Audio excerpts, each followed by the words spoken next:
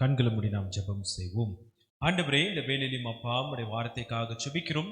இந்த மத்தேயு 5வது அதிகாரத்துல மலை மேல் இருக்கிற இந்த பிரசங்க ஆரம்பத்துல நீர் சொன்ன காரியங்களை நாங்கள் தியானித்து கொண்டு வருகிறோம். ஆகையால் இன்றைக்கு இந்த வசனத்து மூலியமாக எங்களோட பேசும் ஆண்டவரே ராஜா, உம்முடைய வார்த்தை இன்றைக்கு எங்க உள்ளத்துல கிரியை செய்யட்டும். குறிப்பாக இந்த 7வது வசனத்தை நாங்கள் தியானிக்கும் போதும் ஆண்டவரே ராஜா, நாங்கள் இந்த வசனத்தை கேட்கும் போது செயல்பாடுகளாக நாங்கள் செல்ல எங்களுக்கு நீர் கிருபை தாரும். ஆவியானவரே, எங்க உள்ளத்துல நீர் பேசும், நீர் கிரியை செய்யும். நீர் எங்களோட இடைப்படும்படி நாங்கள் ஜெபிக்கிறோம். இயேசுவின் நாமத்திலே கேட்கிறோம் ஜீவன் நல்ல பிதாவே, ஆமென். அல்லேலூயா. தேவஜனமே, இப்படியாக மலை மேல இருக்கிற இந்த பிரசங்கத்திலிருந்து இந்த முதல் பகுதியை நம்ம பார்த்து கொண்டு வருகிறோம். அதாவது ஆங்கிலத்துல beatitudes என்று சொல்கிற இந்த பகுதியில 7வது வசனத்துக்குள்ளாக நம்ம இன்றைக்கு வந்திருக்கிறோம். இப்படியாக நெப்போலியன் பனபார்ட் என்று சொல்லுகிற சரித்திரத்துல இருக்கிற ஒரு முக்கியமான ஒரு நபரை குறித்து நம்ம கேள்விப்பட்டிருப்போம். we may have heard of Napoleon Bonaparte in our world history. அப்படியாக அவர் இருந்த ஒரு காலகட்டத்தில் ஒரு தாய் மாதர் அப்ரோச்ட் நெப்போலியன்.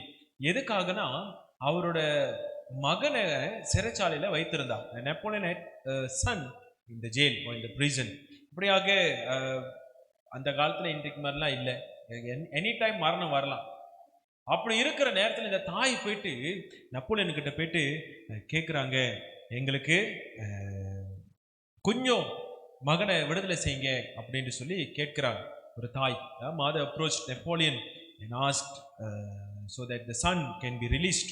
அப்படி கேட்கும்போது நெப்போலியன் கேட்குறாரு, முடியாது, நோ வே அப்படின்ட்டு சொல்லும்போது இந்த அம்மா கேட்குறாங்க, நான் நீதி கேட்கல, I am not asking for justice, நான் நீதியை கேட்கல, நான் கருணை கேட்குறேன், ஐ ப்ளீட் ஃபார் மர்சி அப்படின்ட்டு சொல்லி இந்த அம்மா சொல்லுகிறாங்க. ஆனா நெப்போலியன் சொல்லுகிறாரு, கருணை காட்டுறதுக்கு உன் மகன் தகுதியுள்ளவனாகல, but your son does not deserve mercy அப்படி சொல்லும்போது இந்த அம்மா சொல்லுகிறாங்க, கருணை தான் காட்டுங்க, என் மகன் தகுதின்னு நான் கேட்கல, ஆனா கருணை மட்டுமே நான் கேட்கிறேன் அப்படின்னு சொல்லி அவங்க அம்மா சொல்கிறாங்க. It could not be mercy if he deserved it, and mercy is all I ask for அப்படின்னு சொல்லி எங்க அம்மா கேட்கறத பார்த்தோன்னே நெப்போலியன் சொல்கிறாரு, சரி நீ கேட்டனால நான் கருணை காட்டுகிறேன் அப்படின்னு சொல்லி மகனுக்கு நெப்போலியன் விடுதலை கொடுத்தாரு. Napoleon had mercy on the prisoner and released him. ஆகிய கருணை என்று சொல்லும்போது தகுதி உள்ளவங்களுக்கு காட்டுவது கிடையாது, தகுதி இல்லாதவர்களாக இருந்தாலும் காட்டுவது தான் கருணை. It's mercy something that we show not because someone deserves it, we show to someone even if they don't deserve it. 7வது வசனத்தை வாசிங்க. இரக்கம் உள்ளவர்கள் பாக்கியவான்கள், அவர்கள் இரக்கம் பெறுவார்கள். ஆகையால் தேவஜனமே, இந்த சுருக்கமான இந்த ஒரு வசனத்துல ஆண்டவர் இயேசு கிறிஸ்து என்ன சொல்கிறார்? 3 காரியத்தை ஆக நம்ம பார்க்கிறோம். we can see 3 things. Number 1, Jesus defines mercy. இரக்கத்துக்கு ஆண்டவர் அர்த்தம் கூறுகிறார் என்று சொல்லி நம்ம பார்க்கிறோம். என்ன சொல்கிறாரு?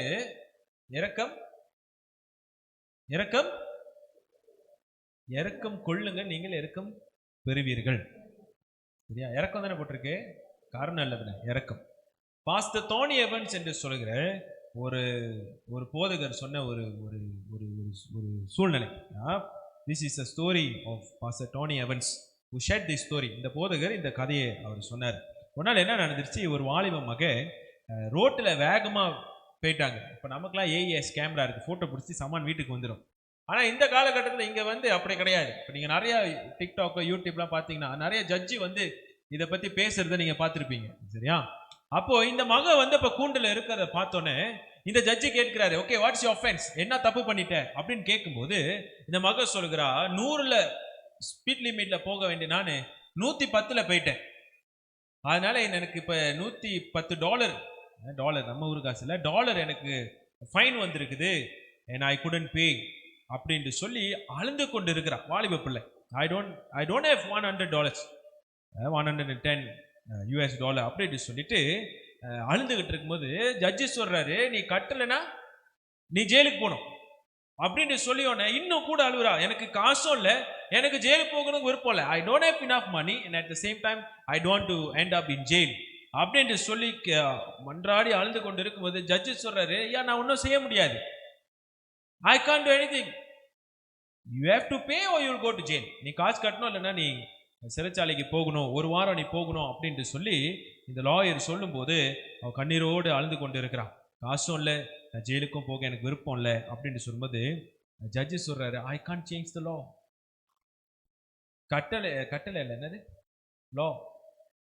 சட்டத்தை நான் மாற்ற முடியாது, சட்டத்தை மாற்ற முடியாது. காசு கட்டணும் இல்லை சிறைச்சாலைக்கு போகணும் அப்படின்ட்டு சொல்லி கண்ணீரோடு குனிஞ்சு உப்பாரி வச்சுட்டு இருந்த மகளை பார்த்துட்டு காட்டே அகந்து போற மாதிரி ஒரு காரியத்தை இந்த லாயர் செஞ்சாராம், இந்த ஜட்ஜி செஞ்சாராம். என்ன பண்ணாரு, அவர் உட்கார்ந்து இருக்கிற நாட்கள் இருந்து இறங்கிட்டு அவர் போட்டிருக்கிற கோட் எல்லாத்தையும் கழட்டி வச்சுட்டு கீழே அந்த பெண்ணு பக்கத்துல போயிட்டு அவரோட மேசையில கீழே போயிட்டு அவரோட மேசையில காசு எடுத்து வச்சுட்டு திரும்பி மேலே போய் உட்காந்துட்டு கோட்டெல்லாம் போட்டுட்டு அவர் சொன்னாரா, யாரோ ஒரு ஆள் உன் காசை கட்டிட்டாங்க, நீ போகலாம். Young lady, I see someone have paid for your fine. Case dismissed. You are free to go. தேவஜனமே பாருங்க, இந்த இந்த ஜட்ஜின்றவர் இந்த இடத்துல ஒண்ணுமே செய்யாம போகல. சரி கண்ணை மூடிக்கலாம், சரி நீ அடுத்த தடவை வேகமா போவாத, சரி நீ போ அப்படின்னு சொல்லல. According to the law, the fine was paid. சட்டம் பிரகாரம் தண்டனைக்கு கொடுக்க வேண்டிய தொகையை வைத்துட்டு தான் ஜட்ஜி என்ன பண்ணுகிறாரு, விடுதலை கொடுக்கிறார் என்று சொல்லி நம்ம பார்க்கிறோம். தேவஜனமே, இயேசு ஒரு கதை சொன்னார், ஞாபகம் இருக்குதா? இரக்கத்தை குறித்து இயேசு ஒரு கதையை சொன்னார். Jesus told a story about a merciful servant. அதே மத்திய புஸ்தகத்தில் தான் இருக்கு. 18வது அதிகாரத்தை திருப்பிக் கொள்ளுங்கள், 21வது வசனத்தை வாசிங்க. அப்பொழுது பேதுரு அவரிடத்தில் வந்து, ஆண்டவரே, என் சகோதரன் எனக்கு விரோதமாய் குற்றம் செய்து வந்தால் நான் எத்தனை தரம் மன்னிக்க வேண்டும்? 7 தரம் மட்டுமோ என்று கேட்டான். பாருங்க, சீஷர்கள் இப்ப இயேசு கிட்ட பார்த்து கேள்வி கேட்கிறாங்க. ஒரு ஆளு மன்னிப்பு கேட்டா எத்தனை தரம் மன்னிக்கணும்? 7 தரம் மன்னிக்கலாமா? அடுத்த வசனம் இயேசு சொல்லுகிறாரு, 7 தடவை 70க்கு 7 தடவையா இருந்தாலும் மன்னிக்கணும். Even if it's 70 times 7 times you still have to forgive அப்படின்னு சொல்லிட்டு இயேசு ஒரு உவமையை சொல்லுகிறார். Jesus is telling a parable after explaining this. அப்ப பாருங்க, இந்த கதை நமக்கு தெரிஞ்ச ஒரு கதை. இந்த ஒரு மனுஷன் ராஜா கிட்ட போய் என்ன பண்ணாரு, கொஞ்சம் காசு வாங்கினார். This servant went to the king and borrowed money. இதுதான் இந்த கதை, நமக்கு எல்லாத்துக்கும் தெரிஞ்ச கதை. ஆனா ராஜா கிட்ட மன்றாடுறாரு, என்னை மன்னிச்சிருங்க, என்னை மன்னிச்சிருங்க, என்னை மன்னிச்சிருங்க. அப்ப இந்த ராஜா என்ன பண்ணாரு, தெரிஞ்ச கதை, என்ன பண்ணாரு, மன்னிச்சு விட்டுட்டாரு. சரி பரவாயில்ல போ அப்படின்னு. and he cancelled all the debts ன்னு சொல்லி போட்டிருக்குது. எல்லாம் கடனையும் அழிச்சிட்டாரு. ஆனா இந்த இந்த மனுஷன் மற்றவங்களுக்கு கடன் கொடுத்திருந்தான். ஆமா தானே? சரி, வசனத்தை வாசி, 28 வாசிங்க. அப்படி இருக்க அந்த ஊழியக்காரன் புறப்பட்டு போகையில் தன்னிடத்தில் 100 வெள்ளி பணம் கடன் பட்டிருந்தவன் ஆகிய தன் உடன் வேலைக்காரரில் ஒருவனை கண்டு இவன் கிட்ட கடன் வாங்கினவனை இவர் ரோட்ல பார்த்துட்டான். ரோட்ல பார்த்து இப்ப அவன் என்ன கேட்கிறானா கேளுங்க, அவனை பிடித்து அவனை கழுத்தின் போடல, கழுத்தை பிடிச்சு தொண்டையை நெரித்து போட்டுருச்சு. நானச்சும் தூடி தட்ட கோலரை பிடிச்சி தொண்டைய பிடிச்சிட்டான். பிடிச்சி நீ பட்ட கடனை எனக்கு கொடுத்து தீர்க்க வேண்டும் என்றான். எனக்கு நீ கொடுத்து தீர்க்க வேண்டும் என்றால். பாருங்க, இந்த கடன் வாங்கின இந்த மனுஷன் ராஜா கிட்ட மன்றாடி கேட்கும் போது ராஜா எல்லா கடனையும் மன்னிச்சிட்டார். இப்ப அவன் வீட்டுக்கு திரும்பி போகும்போது அவன் கிட்ட கடன் வாங்கினவனை பார்த்து அவன் என்ன பண்றான், கழுத்தை பிடிச்சி கடனை கொடு அப்படின்னு சொல்லி அவன் சொல்லுகிறான். இப்ப 30வது வசனத்தை வாசிங்க. அவனோ சம்மதியாமல் போய் அவன் பட்ட கடனை தீர்க்கும் அளவும் அவனை காவலில் போடுவித்தான். பாருங்க, கழுத்தை மட்டும் பிடிக்கல, அவனை பிடிச்சி எங்க போட்டான், ஜெயில தூக்கி போட்டான். நீ காசை கட்டினாதான் வெளியே வரணும்னு தூக்கி ஜெயில போட்டாச்சு. இந்த செய்தி யாருக்கு போகுது?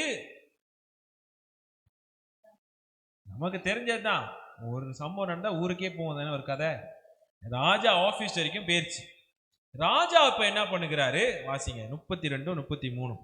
அப்பொழுது ம், அவனுடைய ஆண்டவன் அவனை அழைப்பித்து, ம். பொல்லாத ஊழியக்காரனே, பொல்லாத ஊழியக்காரனே, நீ என்னை வேண்டிக் கொண்டபடியினால் நீ என்னை கெஞ்சி கால்ல விழுந்து கேட்கும்போது அந்த கடன் முழுவதையும் அந்த கடன் எல்லாத்தையும் உனக்கு மன்னித்து விட்டேன். உனக்கு நான் மன்னிச்சு விட்டுட்டேன். மாசம் மாசம் 100 வெள்ளி கொடு, இல்லைன்னா டைம் காசு இருக்கும்போது கொடுன்னு கேட்கல. நீ கேட்டோன்னு நான் அழிச்சிட்டேன், மறந்துட்டேன் அப்படியே. ஓகே, நான் உனக்கு இறங்கினது போல நான் உனக்கு இறங்குனது போல நீயும் நீயும் உன் உடன் வேலைக்காரனுக்கு உன்கிட்ட கடன் வாங்கினவன் கிட்ட இறங்க வேண்டாமோ என்று சொல்லி, நீயும் மறந்திருக்கணுமா மறந்திருக்க கூடாதா அப்படின்னு சொல்லி ஒரு நியாயமான ஒரு கேள்விய ராஜா கேட்கிறார். நியாயமான ஒரு கேள்விய இந்த ராஜா கேட்கிறார். Very simple question is asking. நான் உன் மேல கருணை காட்டினேன், நீ மத்தவங்க மேல கருணை காட்டி இருக்கணுமா இல்லையா? அதுதான் கேள்வி. a simple question. I had mercy on you, but why don't you have mercy on your debtors? தேவஜனமே, 2 மத்தேயு 5வது அதிகாரம் வசனம் 7லையும் இந்த மத்தேயு 18வது அதிகாரம் இந்த வசனம் 32லையும் இந்த கருணைக்கென்று பார்த்த வார்த்தை ஒரே வார்த்தை தான், ஏலியோஸ் என்ற வார்த்தை. Same root word eleos. அதுக்கு என்ன அர்த்தம்னா மன உருங்குவது, மன இரக்கம் காட்டுவது. ஆனா இந்த வார்த்தைக்கு இன்னொன்று ஒரு ஆழமான ஒரு அர்த்தமும் இருக்கு. அது என்ன அர்த்தம் என்றால், நம்ம இந்த கருணை ஆண்டவருக்கு உண்மையா இருக்கிற வார்த்தைக்கும் ஒரு நெருங்கின ஒரு தொடர்பு இருக்கு. This word mercy or the Greek word elios has a deep connection with our loyalty to God's covenant. ஆண்டவருக்கு உண்மையா இருக்கிற அந்த வார்த்தைக்கு அர்த்தமும் இந்த இரக்கத்துக்கு வார்த்தைக்கு அர்த்தமும் ரொம்ப நெருங்கின வார்த்தை. அப்ப ஆண்டவர் இயேசு கிறிஸ்து என்ன தெரியுமா சொல்றாரு? அவர் என்ன சொல்றாரு? அதுதான் சொன்னேன், ஜீசஸ் இஸ் டிஃபைனிங் mercy.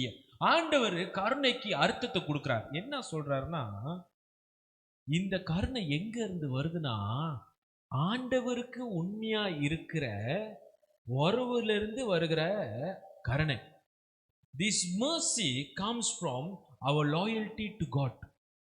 அதனால்தான் அந்த ராஜா கேட்கிறாரு, நான் உனக்கு எப்படி கருணை காட்டணும், அப்ப நீ எனக்கு எப்படி இருந்திருக்கணும்? உண்மையா இருந்திருக்கணும். ஆமாவா இல்லையா?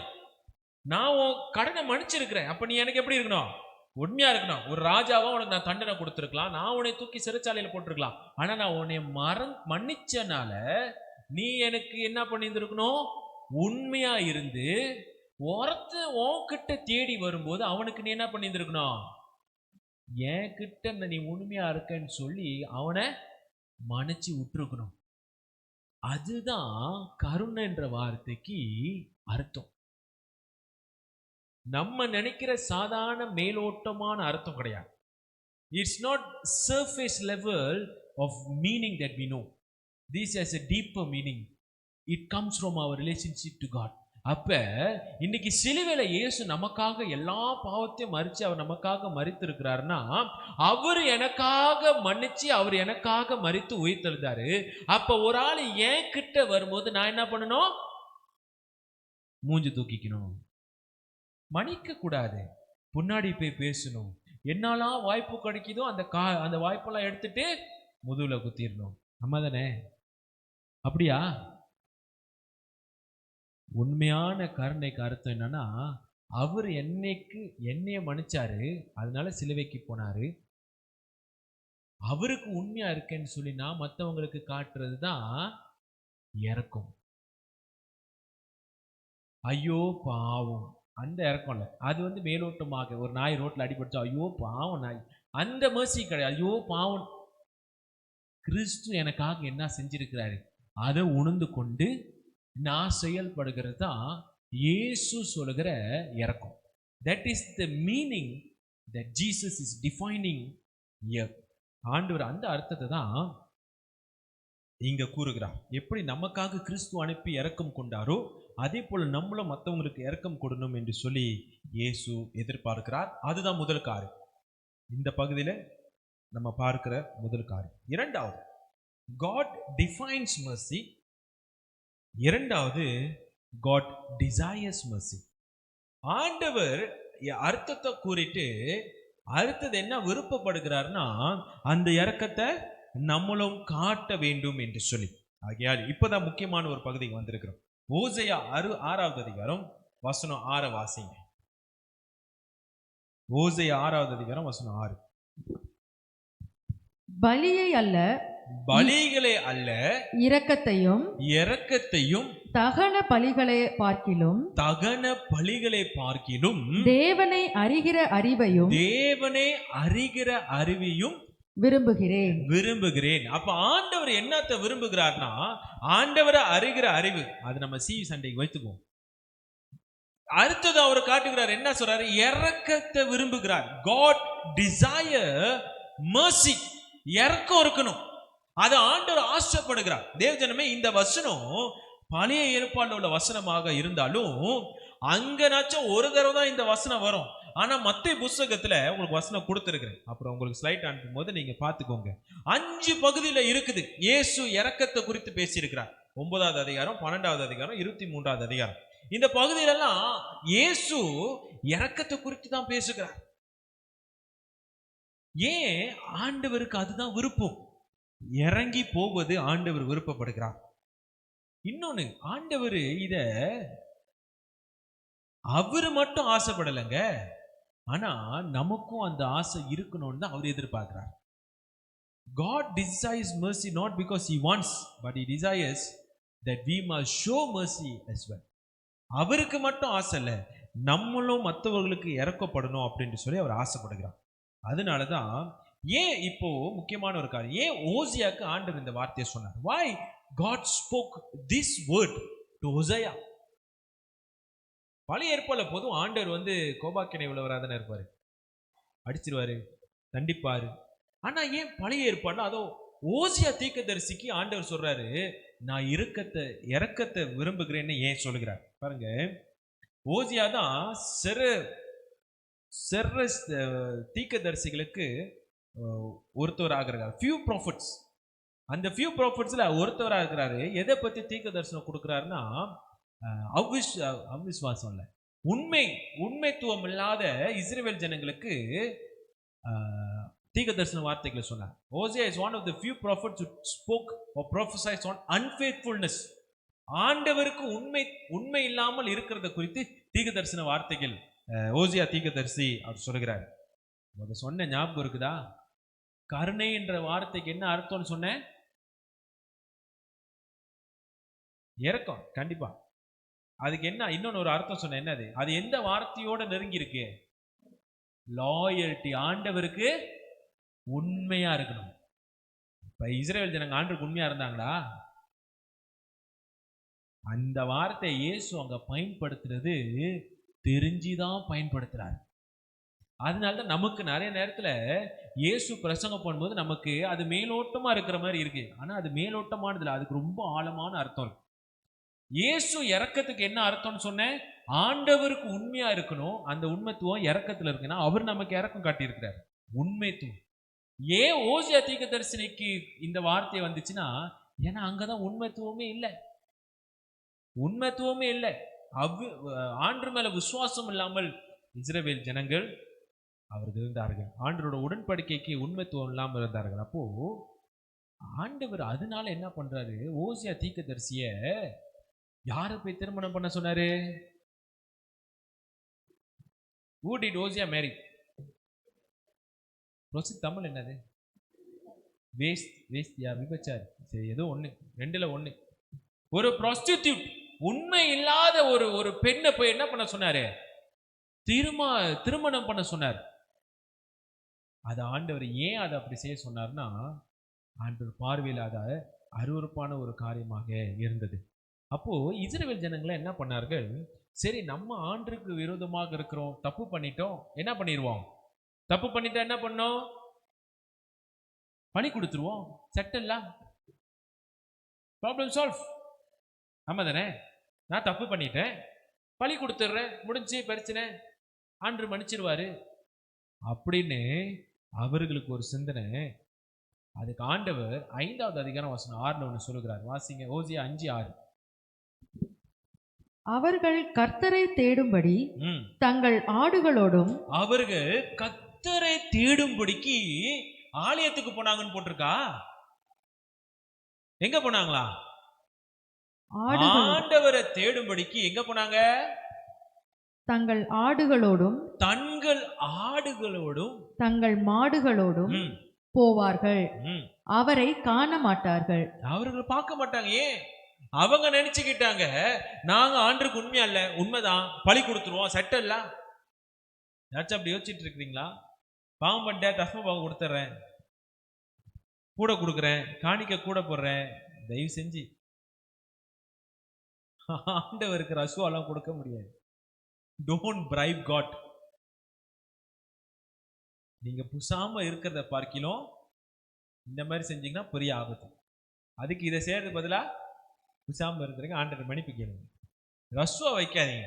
இவங்கெல்லாம் தப்பு பண்றதுக்கு என்ன பண்றாங்களா? ஆண்டவரை தேடுறதுக்கு ஆடு மாடை கொண்டு போறாங்களாம்.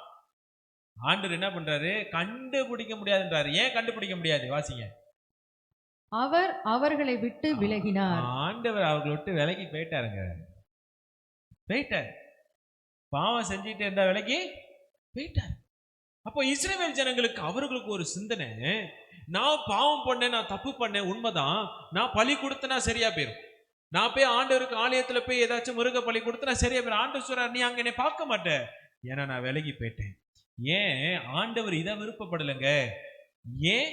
ஏன்னா அவர்கள் இது போதும் நினைத்து கொண்டார்கள். ஆனா ஆண்டவர் எதிர்பார்க்கிறது கருணையும் இரக்கமும் ஆண்டவருக்கு உண்மைத்துவத்தையும் ஆண்டவர் எதிர்பார்க்கிறார்.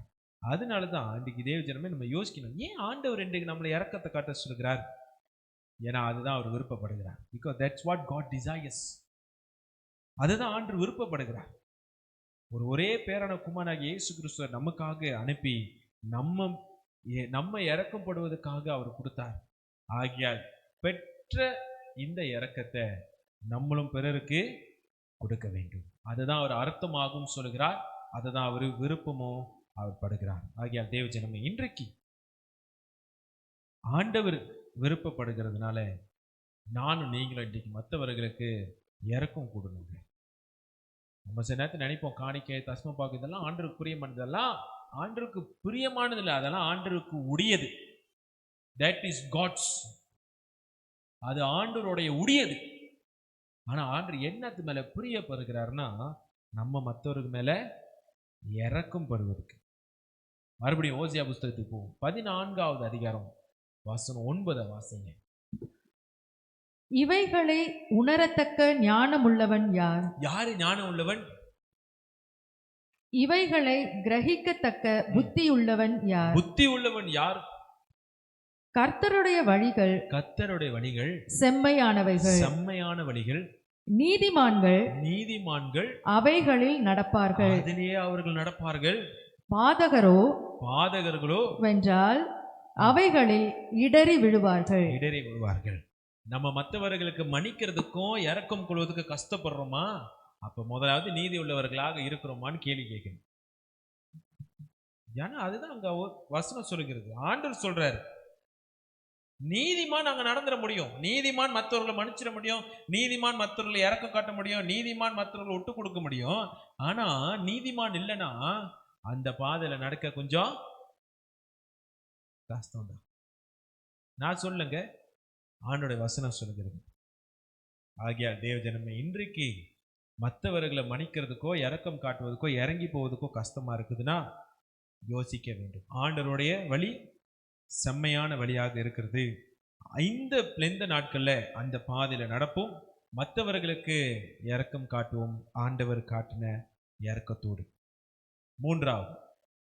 ஒன்னாவது ஆண்டவர் அர்த்தத்தை கொடுக்கிறார். இந்த இரக்கம் என்று சொல்வது ஆண்டவர்கிட்ட இருந்து வருகிற உறவுல இருந்து நம்ம கொடுக்கிறோம், அது அர்த்தம். அந்த அர்த்தத்தை கொடுத்துட்டு அவர் என்ன பண்ணுகிறாரு? அதை ஆசைப்படுகிறார் என்று சொல்லுகிறார். மூன்றாவது, அவரு அதுவே கட்டளையாக கொடுக்கிறார். It's a degree. ஏன்னா இப்ப மத்திய 5வது அதிகாரம் வசனம் 7க்கு போவோம். அதே வசனத்துக்கு போவோம். 5:7. இரக்கமுள்ளவர்கள் பாக்கியவான்கள். இரக்கமுள்ளவர்கள் அப்பனா இரக்கம் காட்டுறவர்கள் ஆசீர்வாதமானவர்கள், நல்லவர்கள். அவர்களுடைய எல்லைகள் ஆண்டவர் விசாலமாக்குவார். ஏன்? அவர்கள் இரக்கம் பெறுவார்கள். ஏன்னா அவர்கள் இரக்கம் பெறுவார்கள். It's a decree that God gives. It's a blessing that God gives. நம்ம மற்றவர்களுக்கு இரக்கம் கொடுத்தோம் என்றால் ஆண்டவரோ நமக்கு இரக்கமாக இருப்பார். இப்ப நீங்க கேட்கலாம், இயேசுதான் ஏற்கனவே நம்ம கிட்ட இறங்கி வந்துட்டாரு சிலுவையில. அது உண்மைதான், நமக்கு பாவத்திலிருந்து நம்ம மீட்டு ரட்சிப்பு கொடுத்துட்டார். ஆனா இன்றைக்கு நம்ம இரக்கம் கூறலன்னு வைத்துக் கொள்ளுங்க, பரலோகத்தில் போயிட்டு ஆண்டர் முன்னாடி நிற்கும் போது ஆண்டர் ஒண்ணுதான் கேட்பாரு. சரி, நான் உடனே சிலுவையில உன் பாவத்துக்கெல்லாம் பலியாக நான் முடிச்சு ஒன்ஸ் ஃபார் ஆல் எபிரேயர் புத்தகத்தில் சொல்லுகிற ஒரே தரம் தனி ஏக பலியாக ஒப்பு கொடுத்துட்டார், முடிச்சு.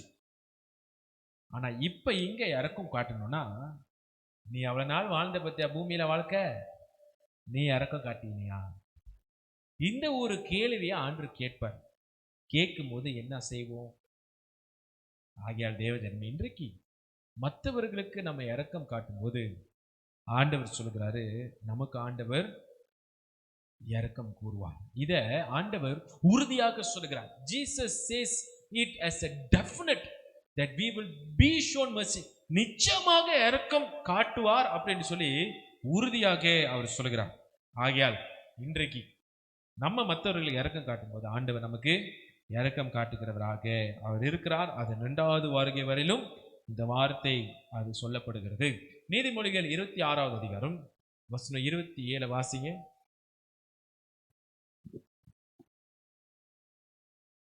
படுகுழியை வெட்டுகிறவன் தானே அதில் விழுவான்.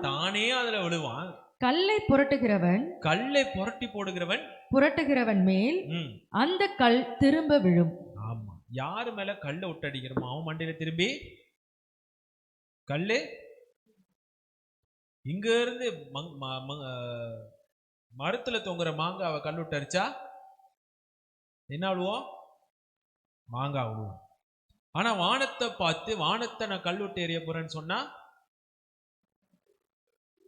என்ன ஆகும்? வானம் வந்து விழுவாது, மண்டையில கல்லுதான் திரும்பி விழுவும். அதனால யாருக்கு என்னத்தை காட்டுகிறோமோ அதுதான் நம்மளும். இரக்கத்தை காட்டணும்னா இரக்கம் பெறுவோம். வேற தேவையில்லாத உள்ளு வேலையும் குருட்டு வேலையும் பண்ணுனா அதுல நம்ம தான் போயிட்டு விழுவோம். நம்ம நினைச்சுக்கிறோம் முன்னாடி யாருக்கு குழி நோன்றோன்னு, முன்னைக்கு யாருக்கோ குழி நோன்றோன்னு நினைச்சுக்குவோம். கடைசியில ஒரு ரவுண்டு போயிட்டு நம்ம தான் அந்த குழியில இதுதான் ஆண்டோட வாசனை. நம்மளன்னா வீட்டில் போய் இந்த வசனத்தை எடுத்து உங்க பைபிளில் வேற என்னாச்சும் எழுதியிருக்கோன்னு நினைச்சுக்காதீங்க. சந்தேகம் நீங்களே எடுத்து போய் வாசிங்க, இதே தான் எழுதியிருக்கும். அதனால தயவு செஞ்சு ஆண்டவர் சொல்கிறார், இரக்கத்தை காட்டுவோம். இரக்கத்தை, ஒரு பாட்டு இருக்கு தானே, கிறிஸ்தவ பாட்டுயா, இரக்கம் பெறுவோம். வேற சரி, லிரிக்ஸ் தெரியல, மறந்துட்டேன். சரி பரவாயில்ல. ஆனா பாருங்க, இரக்கத்தை காட்டுவோம், இரக்கத்தை பெறுவோம். மற்றவங்க குழி நோன்ற வேலை, மற்றவங்களை உருட்டி விட்டு அழகு பார்ப்போம்னு நினைச்சிங்கன்னா மறுபடியும் உங்களை தான் சேரும். ஆகியால் தேவஜனமே, எதை விதைக்கிறோமோ அதை அறுவடை செய்வோம். ஆண்டவர் இன்றைக்கு இரக்கத்தை காட்டியிருக்கிறார். அதை கட்டளையாக நம்மளையும் காட்ட சொல்லியிருக்கிறார். கட்டளை என்று சொல்லுவேன், decrees, it's not a command. But ஆனால் அது ஆண்டு சொல்லியிருக்கிறார். ஆண்டு சொல்லியிருக்க இரக்கம் பெறுவோம் அப்படின்னு சொல்லி. ஆகையால் இரக்கத்தை காட்டி இரக்கத்தை பெறுவோம். ஆகையால் இந்த லெந்து நாட்கள்ல, இந்த லெந்து நாட்கள் நாளை மட்டுமல்ல, இந்த லெந்து நாட்கள் கூட ஜபிக்கிறோம், வேதத்தை வாசிக்கிறோம், இரக்கத்தையும் கொஞ்சம் கூட காட்டுவோம். Be merciful to others, even to the animals. மிருகத்து மேலேயே கொஞ்சம் அக்கறை காட்டுங்க. நீதிமொழிகள் 12:10 போட்டிருக்குது சரியா? மிருகத்து மேலேயே கொஞ்சம் அக்கறை காட்டுங்க. மிருகத்து மேலே அக்கறை காட்டி அவரோட சாயல படிச்சிருக்கிற மனுஷன் மேலேயும் அக்கறை காட்டுங்க, இரக்கம் காட்டுங்க சரியா? Loving, compassionate, forgiving and without holding grudges. பழையவைகள் எல்லாத்தையும் இன்னும் பிடிச்சி வச்சுக்கிட்டு நம்ம இருக்க வேண்டாம். மன இறங்குவோம், ஆண்டுக்கு முன்பதாக சரியாக இருக்கும். கண்களை மூடி நாம் ஜெபம் செய்வோம். Let's pray. ஆண்டவரே, இந்த வேலி மப்பாவுடைய வார்த்தைக்காக நன்றி செலுத்துகிறோம். இரக்கம் பெறுகிறவர்களாக நாங்கள் இருக்கிறோம். ஆண்டவரே ராஜா, உடைய வார்த்தைக்காக நன்றி. ஏனென்றால் இந்த வார்த்தை எங்களுக்காக நீர் சிலுவையில என்னத்தை செய்துட்டு போனீரோ நாங்களும் மற்றவர்களுக்கு செய்யணும் என்று சொல்லி நீர் பேசினதுக்காக நன்றி. இந்த வார்த்தை இறுதியத்தை நாங்கள் வைத்துக்கொண்டு இன்னமும் ஆண்டவரே முடியாது அப்படின்னு நாங்கள் இருக்கக்கூடாது, இப்படிதான் இருப்போம் அப்படின்னு இருக்கக்கூடாது. இரக்கம் காட்டுகிறவர்களாக இருக்கணும், இறங்கி போறவர்களாக இருக்கணும், மன்னிப்பு கேட்கும் போது மன்னிக்கிற தன்மை உள்ளவர்களாக இருக்கணும், பழையவைகளாத்தையும் மறக்கிறவர்களாக இருக்கணும், முகமுகம் பார்த்து பேசுகிறவர்களாக நாங்கள் மாறணும். எங்களுக்கு கிருபை தாரும் ஆண்டவரே. இந்த வார்த்தைக்காக நாங்கள் நன்றி செலுத்துகிறோம். இரக்கம் பெறுகிறவர்களாக நாங்கள் இருக்கணும். ஏனென்றால் எங்களுக்காக இரக்கத்தின் வார்த்தைக்கு அர்த்தத்தை நீ கூறியிருக்கிறீர், அதுக்காக நன்றி. உங்களுடைய பிரசனம் எங்களோடு தொடர்ந்து இருக்கட்டும். நீர் எங்கள் மத்தியில் அசைவாடும், எங்கள் உள்ளத்தில் நீர் கிரியை செய்யும். எந்த நாட்களிலும் ஆண்டவரே ராஜா உடைய பிரசனம் எங்களை மூடிக்கொண்டு எங்களை வழி நடத்தட்டும். இயேசுவின் நாமத்தில் ஜெபிக்கிறோம், ஜீவன் நல்ல பிதாவே. ஆமென்.